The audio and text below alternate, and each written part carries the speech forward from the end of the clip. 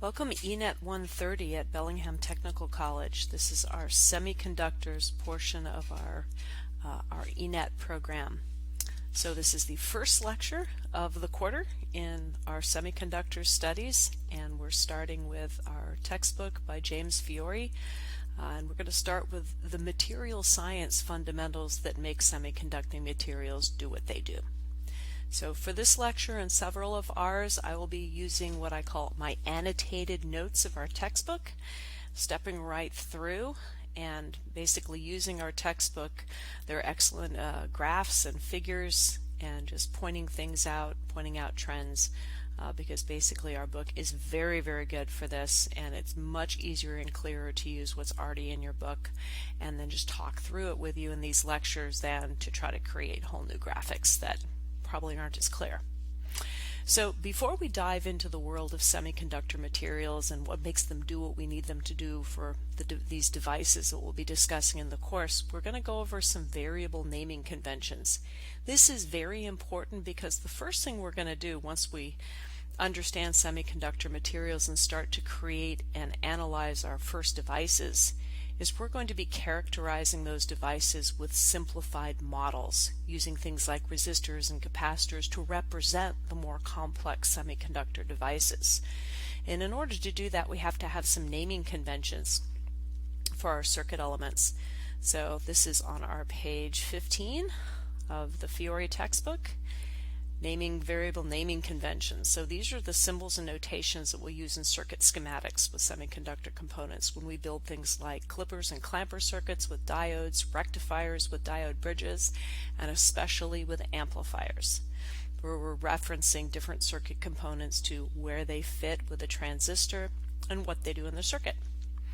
So some of these symbols you're already familiar with, like big R for a resistor. Doesn't matter what type of current's flowing through it, or at least it wasn't in previous lessons. Now we have a big R and a little r, and these can have a lot of significance in an amplifier circuit. In fact, we have two different models of resistance in a transistor, and we'll get to that towards the end of the course. But if we have DC current flowing, DC potential applied, and we're looking at the voltage drop over a resistor due to that DC current with Ohm's law, you'll see a capital R to refer to that resistor. If we're looking at the impedance to current flow that's in phase, voltage and current, like through a resistor, you'll see a little r. So this will be used when we're looking at AC, which in this course won't be like AC power, it will be an AC signal. So we're now stepping away from just power transmission, and we're going to be looking at signal processing. So in semiconductors and operational amplifiers, AC will refer to signals, time varying signals.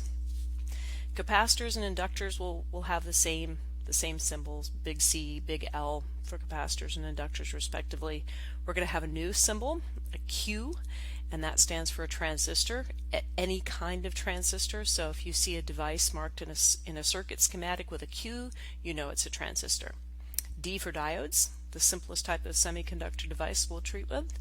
And voltage, again, just like resistance, will have a capital V for DC voltage and a lowercase v for AC, or our signal inputs and outputs. Likewise, current, big I for DC, little I for AC. When we are using resistors and capacitors in transistor circuits, especially amplifiers, quite often we will reference which end of the transistor that resistor or that power supply is referenced to. So sometimes you'll get an R sub C or an R sub E, meaning that resistor is referenced to the collector or the emitter. Those are various parts of a bipolar junction transistor. So you'll see the symbol for the component. It'll be an uppercase if it's referring to DC, and it's lowercase if it's referring to AC, and then there'll be a subscript basically denoting which part of the circuit it's associated with. And there's some typical conventions that you'll get used to seeing as we work through examples, again, especially with amplifiers. Okay. There's a little paragraph here. By the way, these annotated notes are available on Canvas, so everything you're seeing in this lecture you can pull up and review with all the highlightings and notes and arrows for your benefit. but Mr. Fiore goes over typical naming conventions of voltage nodes. And this is probably something you've already seen with your own simulations, your TINA simulations. But just a note about subscripts. When you're talking about either AC or DC voltage from one node to the other, the to from is usually referenced in a subscript with two numbers. So capital V XY is the DC potential from node X to node Y. And then of course lowercase v would be the AC signal going from node X to node Y. So you can pick any 2 points in a circuit, and if you're trying to describe to somebody, hey, this is what I measured for the voltage drop between these 2 points, you can just have those points labeled as nodes in your circuit and say, hey, my VAB or my V34, and it'll be right there on your circuit, and you can describe what the voltage drop or what the signal you measured was without having to necessarily describe it in terms of circuit elements, provided you've labeled it on your schematic. So those are typical naming conventions, and if you've plotted out on your TINA software your node voltage table, you've seen quite a few of those already. So that's pretty typical. And current references are the same. So, and they are flowing from, generally speaking, in terms of DC. So I sub X would be the DC current flowing through a conductor into or out of node X. So I guess it could be either direction, but it'll be referring to some point current is flowing into or out of, usually the back end of a diode or a transistor for a lot of our circuits. Okay. So those naming conventions are important, again, because we're going to be understanding as much as we can these semiconductor devices and materials, but there's a lot of heavy-duty physics involved in this. A lot of people spend a lot of years in graduate school studying these materials, so we aren't going to get into any of that. For the most part, we're going to understand everything we need to just apply Ohm's law and all of the other principles of electronic circuits we've learned to date. And then we're going to do something very clever. We're going to represent these really complicated devices with a model of super simple circuit components that's going to pretty much approximate everything we would need those to do. It's a pretty good approximation, and those circuit models is where we're going to get into all of those naming conventions. So we're going to do a lot of modeling in semiconductors, and then of course we're going to back it up with measurements. So that's a glance ahead. Okay, so now we dive into the material science of semiconductors.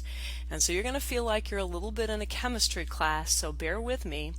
It's very important now that we look at the materials that our semiconductor devices are made of and understand their electronic structure. How are the charge carriers in those materials, in their atomic and molecular structure arranged? Because if we understand that, at least very qualitatively, we have a grip on how they behave in circuits. So that's what we're all aiming for. So just bear that in mind. Okay. So I'm going to read mostly from my red notes, so you can pay attention to those. And then if you don't have time to read every word of your text, my red comments and the highlighted comments go together and are the really essential points that you need to understand the material in the text. Of course, it's always best to read the whole text, but just saying. Okay, we study atomic structure for semiconductors. Why? Because we're concerned with the energy associated with electrons in solid materials. Okay, I'll make one note. There are some electronic components, kind of old-fashioned, that don't use solid materials, aka vacuum tubes, that do use plasmas and use electrons going through a gas phase. We are not going to deal with those. We are going to deal all with solid-state materials. Even though vacuum tubes can do some of the things that our solid-state materials do, they're very fragile. They tend to be very power consumptive. So even though they actually do fall in the realm of electronics, we aren't going to cover them. You may have some friends or associates or even colleagues in your internships that might talk about vacuum tubes. Just remember they are fairly complicated, fragile devices. They are literally a glass tube that's evacuated, but they serve the same functions as diodes and transistors. So you're covering the same function in circuits, but you're going to do everything with solid state. So we are concerned only with the energy associated with electrons in solid materials. Okay? So we've hit two concepts just with the words energy and electrons. So what do we care about in circuits? Charge carriers, something to carry charge to a circuit that can give us current, and then how much voltage, how much push. When we look at semiconductors and semiconductor materials, we're going to look at voltage in terms of the potential energy between an electron and the nucleus, like different plates in a parallel plate capacitor. So basically electrostatics, if you have a positively charged nucleus and a negatively charged electron, they're going to attract. And if you try to pull them apart, you're raising the energy. So we're going to look at that in terms of a potential energy, which, because we're applying it to a charge carrier, is effectively a voltage, right? Remember, the units of volts are joules per coulomb, or energy per unit charge. So it's all related, but we're going to kind of just look at our voltage and charge in the context of single atoms. And they really do behave like little circuits in a way. Okay, first step is what atoms aren't. So I'm looking at figure 1.1 here in our text, and there's this orbital schematic of a nucleus with the protons, which are positively charged subatomic particles, and neutrons, which are neutral. And then the electrons kind of whizzing around in these funky orbits. This is not at all the way atoms look, or the way they're configured energetically. So that's why I've highlighted wrong. We probably shouldn't have even had that here, but it's something you may have seen. You need to not think of electrons that way. Really, they are not distributed that way, and it makes it really hard to think about how they do what we need to think about them doing in semiconductors. Okay? Electrons are not single points that orbit the nucleus. They're charge distributions. So you can think of them more like a big cloud of charge that all adds up to the charge on a single electron in coulombs. They're distributed. They're kind of like a 3D cloud, literally, that surrounds the nucleus and takes on funky shapes because every bit of negative charge in an electron is trying to do two things at once.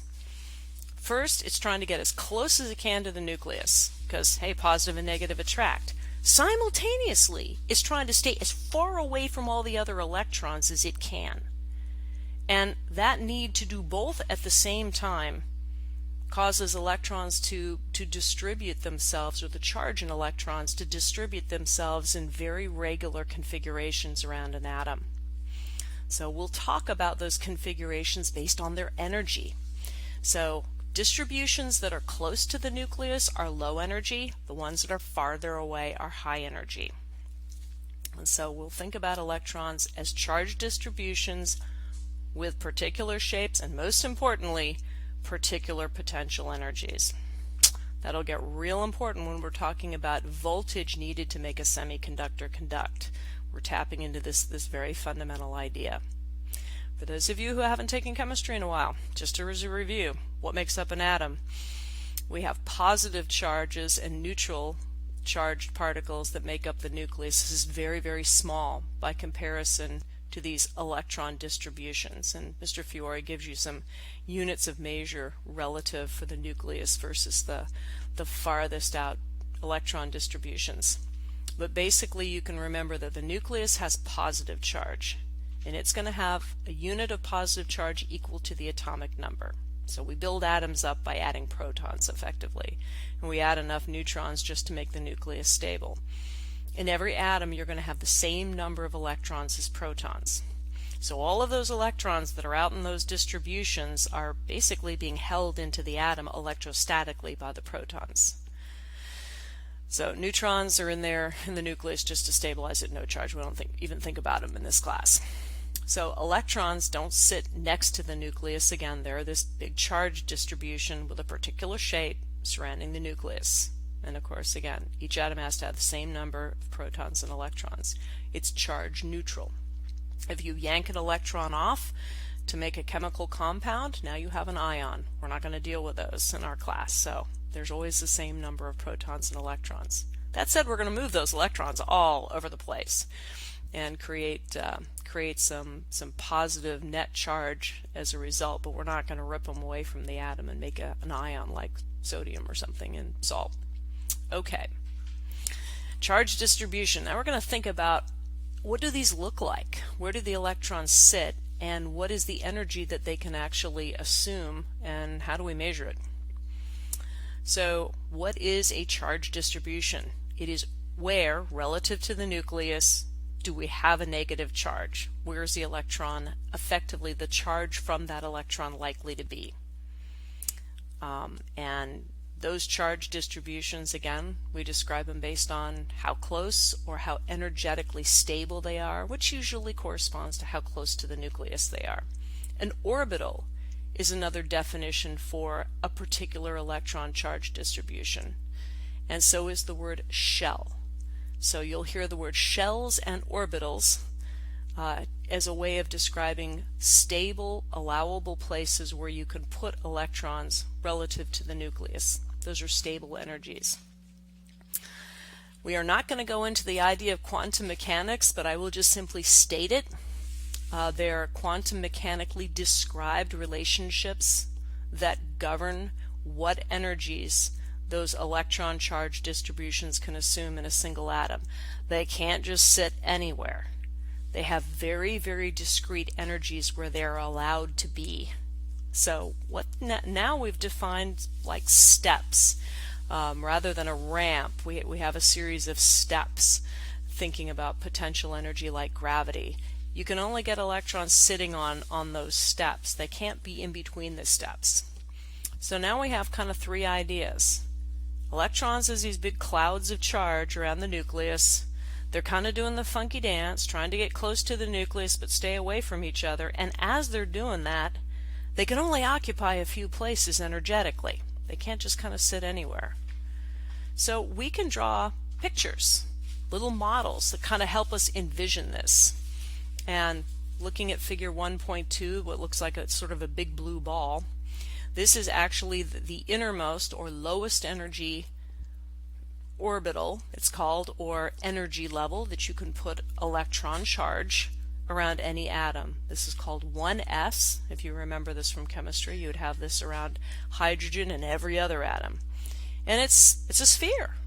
What that means is at a given radius from the nucleus, you have an equal probability anywhere at that radius from the nucleus of having negative charge. It's very uniformly distributed. So here's one that isn't so uniform. This is the 2p orbital or energy level. That's just a name. So the nucleus would sit here in between these two kind of funky looking lobes, and they're different color, but they're totally equivalent. The nucleus is in the middle. It doesn't matter whether you're in the top one or the bottom one. They're energetically 100% the same. So the nucleus sits in the middle, and look, there's nothing in the middle. There's no probability of finding an electron in the nucleus, which is pretty good because we certainly wouldn't expect to find one there. So if you go a little further out, if you go kind of horizontally on a line, there's also no probability. So electrons don't want to sit out here to the right or left of the nucleus, but in this kind of lobe shape, kind of squatty shape above and below, you're going to have a pretty good probability of encountering some negative charge in the form of electron charge distribution. So that's physically how they sit. And these effectively nest. So you will literally have spheres and then these lobes in various configurations going further and further out away from the nucleus. And because of electrostatics, the further we get from the nucleus, the higher energy we are, because the electrons kind of want to sit close. So close to the nucleus, low energy, far from the nucleus, high energy. Okay. So we can create a little energy diagram, because the physical spatial relationship of atoms is not important to us in electronics. We want to know energy levels and charge, because that's what we move in circuits. If we apply a voltage, we're changing energy. So we care about that, and we care about available charge because we got to move current. So stepping away from the way an atom actually might look to the energy of an electron charge distribution is good for us. So this is one of the simplest, figure 1.4. It's called the Bohr model, and it is not a picture of an atom, it's a diagram showing how much energy is in some of these allowable levels. So in this model we have the nucleus at the center, the little black dot, and it says in this particular atom we have 1, this real tight gray inner circle, 2, 3. There are 3 allowable energy levels where electrons can sit. And this particular atom happens to have 1 here at the end 2 energy and 1 at the end 3. So that's not very stable. These are going to want to drop down into these lower levels. And when they do, they can emit a photon that's equal, whose energy is equal to the difference between the 2 allowable levels.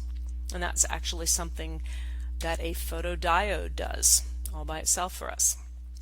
And some lasers do that.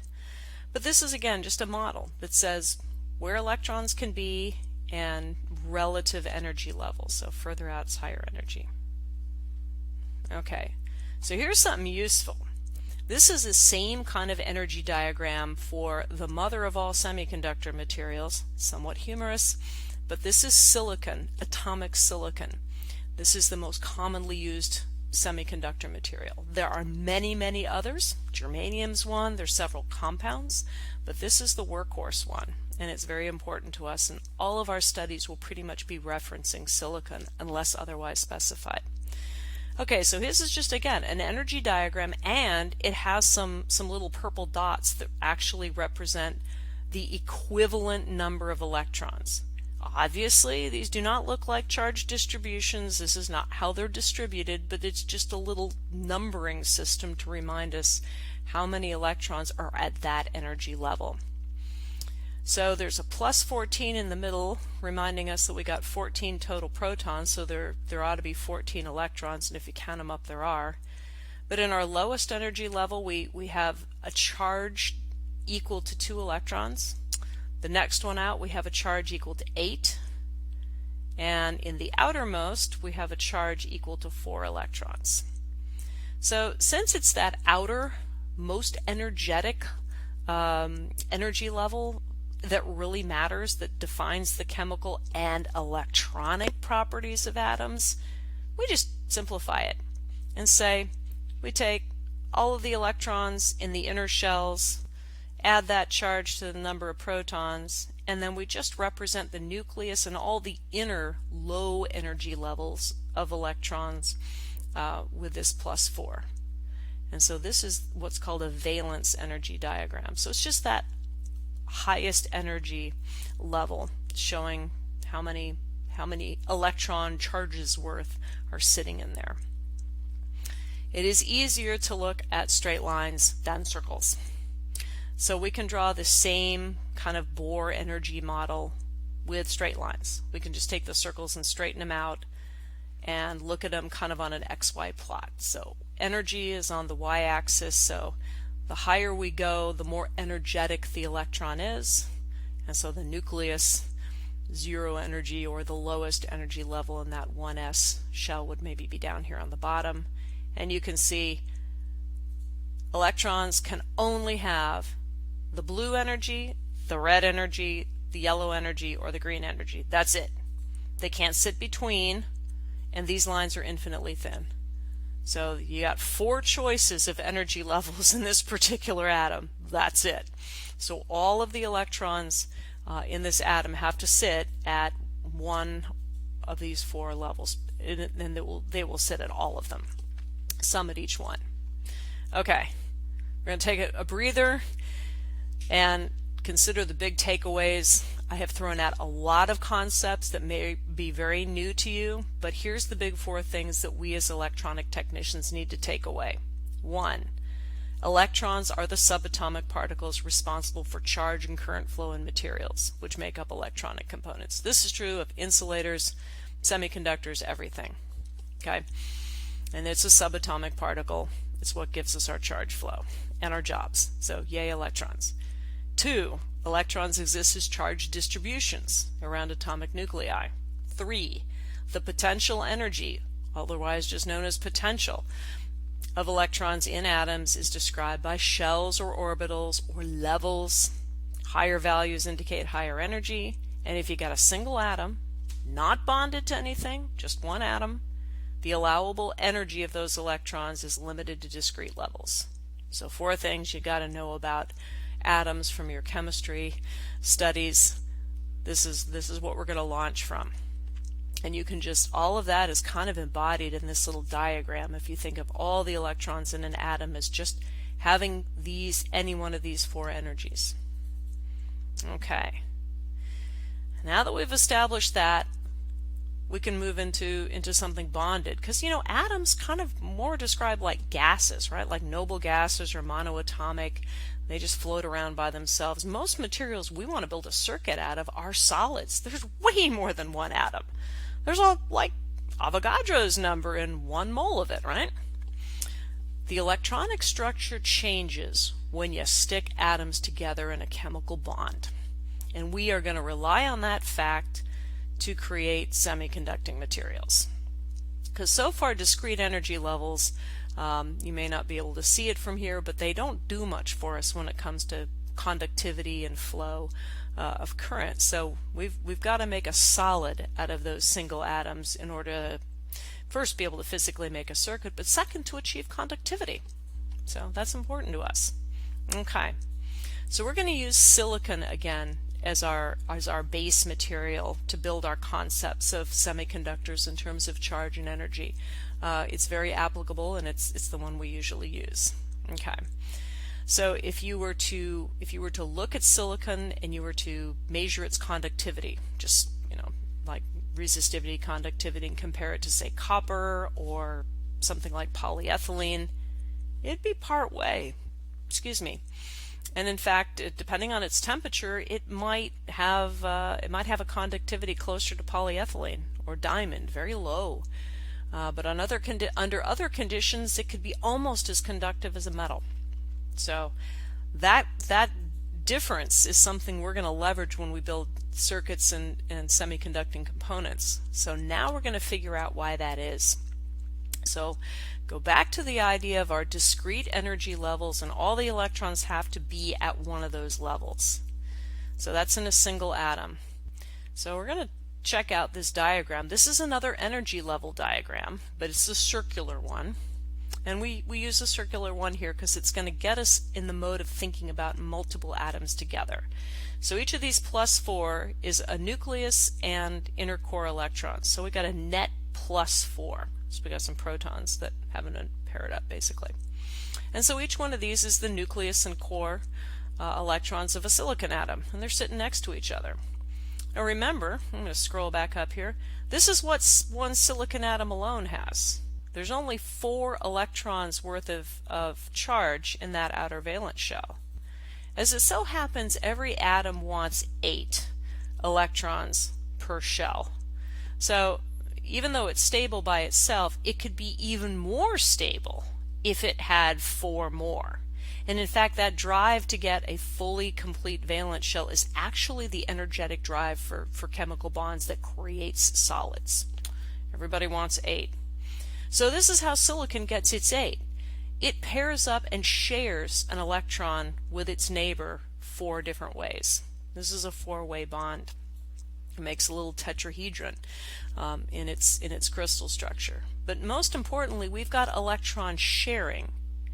And the important thing for us as electronics technicians is once an atom starts to share electrons, those very discrete energy levels where an electron can only have one energy, it blurs. And it blurs into what's called energy bands. So now you can get a whole bunch of electrons that could kind of have any energy over a given range. So we go from single levels to bands. And in case you're wondering what that 4-way sharing gives you, this is the physical structure of silicon in a crystal. This is an actual unit cell of silicon. Doesn't do us a lot of good, but that's what it looks like in case you wondered. We don't care what it looks like physically, we care what it looks like energetically and from a charge standpoint.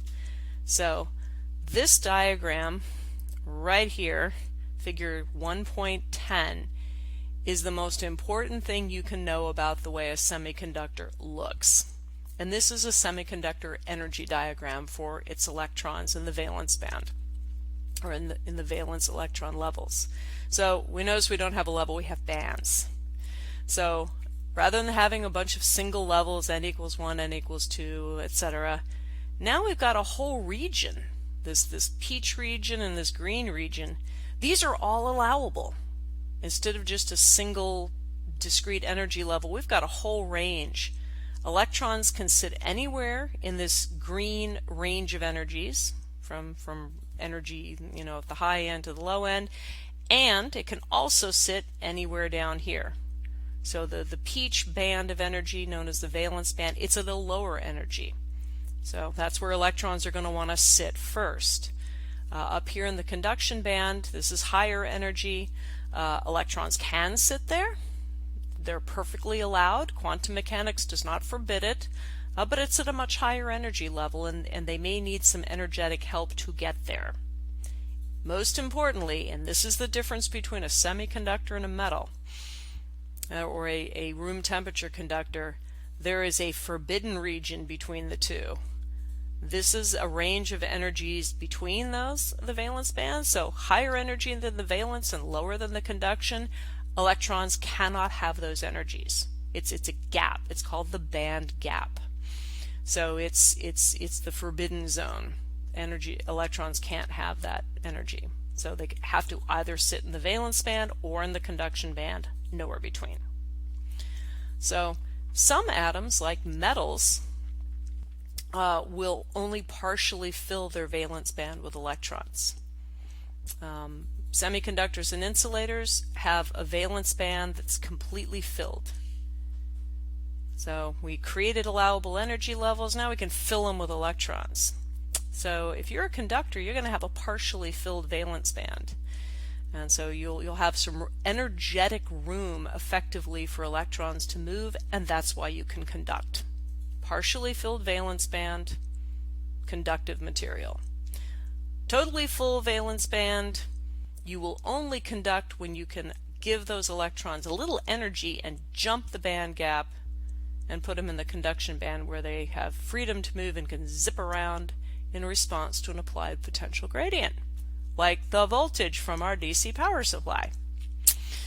So insulators are exactly the same as semiconductors, except the forbidden region is huge. It's a big band gap, so we got to add a lot of energy to jump electrons from the valence band to the conduction band. Diamond is something like more than 5 times what silicon is. And otherwise, if you give it enough energy, diamond will conduct this in the same mechanism silicon does. Okay? A benchmark of where the electrons are. You'll notice there's this little dotted blue line called the Fermi level. This is kind of like an average level of where the electrons are. And you probably look at it and go, wait a minute, I thought you just said electrons can't ever be there. That's the forbidden zone. Why are you telling me that there's an average level of electrons that's in the middle of the forbidden zone? Well, again, the Fermi level is not where electrons necessarily are. It's defined up here. The energy level which has 50% chance of being filled with electrons. So this energy level here, which happens to be right in the middle of the forbidden region, you can say, okay, at this energy level I got a 50% chance that there's going to be electrons below it. So there's pretty much an even chance of having them below or above, and in this case that just simply means they can either be in the valence band or the conduction band, nowhere else. Now the significance of having that Fermi level be offset and closer to the valence band or the conduction band happens when we dope a semiconductor and we actually create extra levels. And that's a different case than just having like a solid silicon. But the Fermi level is just an idea. You can think of it as an average level of where electrons could be energetically, and it's 50% chance of being filled. So again, we'll just use that as a tool. We're not going to get into too much of the electronic materials here. This is kind of a standalone course at the junior level in a lot of engineering programs. We just need to know that semiconductors have this energy structure with their electrons. There's a range of energies that electrons can assume and be stable, and that the valence band fills first, and if it's plumb full, it can't conduct, and that we need to add energy in the form of heat or a potential gradient or light to get electrons to this higher allowable energy range where they can move. And moving electrons means conduction for us. So devices will open and conduct when we can put electrons there. Okay. There's just a couple more diagrams. Now, here's a benefit. This is where semiconductors are kind of nice. You get 2 for 1. When you can get an electron to jump, you give it some energy, you give it a photon, you give it some thermal energy, or you give it a big potential gradient, a big voltage gradient, and you jump that band gap. You get an electron to jump from the valence band to the conduction band. It's gone from the valence band, so it leaves a space behind, right? So you had 1 whole electron's worth of negative charge, and you moved it somewhere completely different energetically. It's gone from the valence band. So the absence of 1 electron is kind of like a positive charge net. So that absence of negative charge that we get when an electron jumps out of the valence band and into the conduction band is known as a hole. And it's literally a hole from the respect of being filled with an electron. It has 1 electron short, so it's net positive over what it would be. This is actually a viable charge carrier. So if you have a hole or a 1 electron less in the valence band, that absence of electron in the valence band becomes a charge carrier. So the hole literally left behind, not a physical hole, but a charge hole left behind when an electron jumps from the valence band to the conduction band, can carry charge in the valence band just like the electron can in the conduction band. So we add 1 increment of energy, we jump an electron from the valence band to the conduction band, and voila, we have 2 charge carriers, the electron in the conduction band and the hole in the valence band. So if we apply a potential gradient side to side here, and I'm going to go back to our favorite diagram here, if I apply a positive charge to this side of the material and a negative to that side, the electrons are going to zip to the right towards the positive charge. Hope I had my signs right. And the holes are going to zip in the other direction. And so we literally have 2 charge carriers that can move in their respective bands. So that twofer of charge carrier creation is unique to semiconductors and insulators if we can jump the band gap in them. And we're going to leverage the idea of 2 different types of charge carrier. They're called flavors sometimes, holes versus electrons, when we create different types of semiconductor materials. And if you want to get a little idea of electron versus hole flow, you can check out figure 1.12. So if you think about the valence band, these little boxes being the valence band and each of these red circles being electrons, there's a space here where there could have been a circle right here in the top box, where I'm kind of wiggling my mouse. Well, somebody added some heat or some light, and that electron zipped up and it's sitting in the conduction band ready to move. So it's left this hole behind. Well, if we apply a potential gradient to the valence band, well, say we put a positive charge over here on the right, this hole is effectively net positive. These electrons are negative. The electrons are going to want to shift over away from, we put the positive charge, on the left. Left. It's a polarity day. It just goes to show how easy it is to get signs mixed up. We're going to put a positive charge on the left. We have a net positive charge in the form of this hole and a bunch of negative charges in the form of electrons. The electrons are going to want to move towards the negative applied or the positive applied charge. The hole is going to want to move away. So you have 1 electron move over, and you can see the hole has effectively moved, indexed over 1 to the right. Another electron moves and takes its place. The hole effectively moves another to the right. So electrons are moving to the left and the hole is moving to the right simultaneously. So you can think of it as little beads moving through a tube is a good model to use in your mind. But if you want to just add up charge carriers, for every electron promoted, you get 2 charge carriers. Okay, holes are an absence of negative charge and effectively a positive charge. So you can think of them as literal positive charge carriers.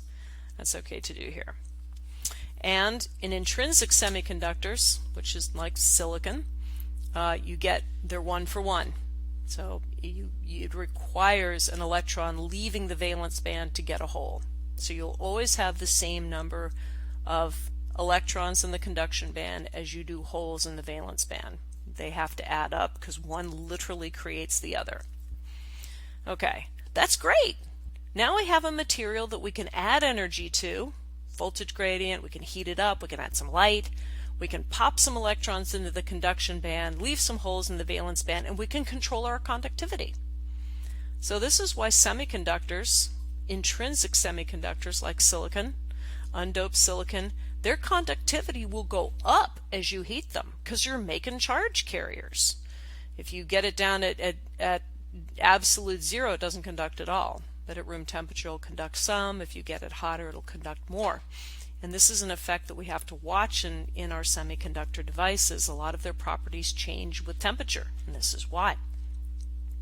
Now we don't always want that to be the case. We don't want to have to, like get a heating pad and stick on our circuit just to make our semiconducting devices conduct. We would be happy if we kind of had, first, a number of charge carriers available to us that didn't depend on temperature. So when we heated things up, the conductivity didn't change that much. That's a real liability when you've got Ohm's law and Joule's law, and heat dissipation. The other thing is you don't really honestly at the end of the day get that many charge carriers in intrinsic semiconductors. It's not enough to really pull enough current to power our circuits and to do the things we need to with them. So it would be nice if we could have temperature stable conduction and just have plain old more charge carriers to work with. So we need to do that in our circuits, and the way we do that is we change the silicon material. We give it a little help. We do that by what's called doping, which is basically dissolving, and I do mean dissolving, like sugar in water, a solution of either an element that has one more or one less electron in its valence shell. So remember we stated that everything wants 8 electrons in its valence shell, or in any shell, but definitely its valence shell. Silicon's got 4, and so it shares electrons with the 4 around it. If you dissolve something that maybe only has 3 electrons in its valence shell, something like aluminum, it'll have 1 less to share. So you'll have something that's effectively short 1 electron, or you can think of as being rich in holes. Likewise, if you dissolve something that has 1 additional electron, 5 electrons, pentavalent, in the valence shell, there'll be an abundance of electrons.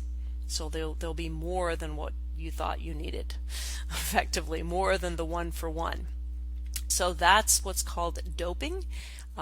It's literally just dissolving something with 1 more or 1 less electron in the valence shell, and you get an abundance of holes or electrons, charge carriers, that don't have to be paired, that don't require something jumping to the conduction band and making the opposite type.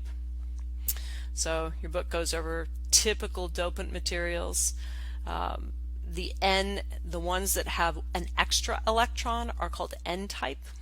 The ones that have 1 less electron than your base material, than your intrinsic semiconducting material, are called P-types. So for silicon, N-types have 5 electrons in the outer shell, so things like phosphorus, arsenic, antimony, and yes, these don't tend to be very environmentally friendly necessarily. That is one liability of the semiconductor industry. P-type, boron, aluminum, and gallium. Indium is another. So these are all little bits of material that you will dissolve in your silicon. Okay, so we get an extra electron, extra hole. So what does this do energetically? So we're going to start with N-type material, where we've dissolved a material that gives us an extra electron over what silicon had in its valence shell. Plus, so we have 5 electrons instead of 4. So here's our silicon lattice. So we got a bunch of silicon sharing their valence electrons, and here's some phosphorus. It's got 5, so look, we got an extra one right there. That's cool.